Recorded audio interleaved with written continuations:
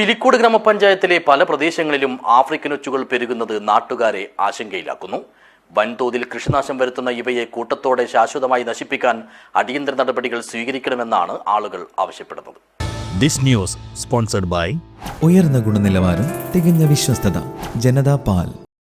പിലിക്കോട് പഞ്ചായത്തിലെ പല പൊതുസ്ഥലങ്ങളും വീട്ടുപറമ്പുകളും കിണറുകളുടെ പരിസരവും കൃഷിയിടങ്ങളുമെല്ലാം ആഫ്രിക്കൻ ഒച്ചുകൾ കൈയടക്കുകയാണ്.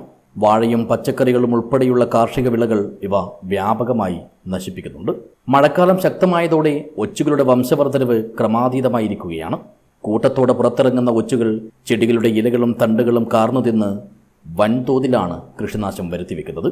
ഇതിനു പുറമെ വീടുകളുടെ ചുവരുകളിലും മറ്റും ഇവ പറ്റിപ്പിടിച്ചിരിക്കുന്നത് ജനങ്ങളിൽ ആരോഗ്യ ശുചിത്വ ഭീഷണിയും ഉയർത്തുന്നുണ്ട്. ആഫ്രിക്കൻ ഒച്ചുകളുടെ പെരുപ്പം തടയാൻ ചിലയിടങ്ങളിൽ വ്യക്തിഗതമായി ഇവയെ കണ്ടെത്തി ഉപ്പും ബ്ലീച്ചിംഗ് പൗഡറും ഉപയോഗിച്ച് കൂട്ടത്തോടെ നശിപ്പിക്കാൻ ശ്രമങ്ങൾ നടക്കുന്നുണ്ടെങ്കിലും അത് പൂർണ്ണമായും ഫലം കാണുന്നില്ല. പ്രദേശവാസികൾ ഒന്നടങ്കം രംഗത്തിറങ്ങി ജനകീയമായ പ്രതിരോധ പ്രവർത്തനങ്ങൾ സംഘടിപ്പിച്ചാൽ മാത്രമേ ഈ പ്രതിസന്ധിക്ക് ശാശ്വത പരിഹാരം കാണാൻ സാധിക്കൂ. പഞ്ചായത്തിൻ്റെയോ കൃഷിവകുപ്പിൻ്റെയോ നേതൃത്വത്തിൽ വാർഡുതല ജാഗ്രതാ സമിതികൾ രൂപീകരിച്ച് ഒച്ചുകളെ കൂട്ടത്തോടെ ശേഖരിച്ച് ശാസ്ത്രീയമായി നശിപ്പിക്കാനുള്ള അടിയന്തര നടപടികൾ സ്വീകരിക്കണമെന്നാണ് ഇവയുടെ ശല്യം നേരിടുന്ന പ്രദേശവാസികളെല്ലാം ആവശ്യപ്പെടുന്നത്. News bureau, Cheruvathur.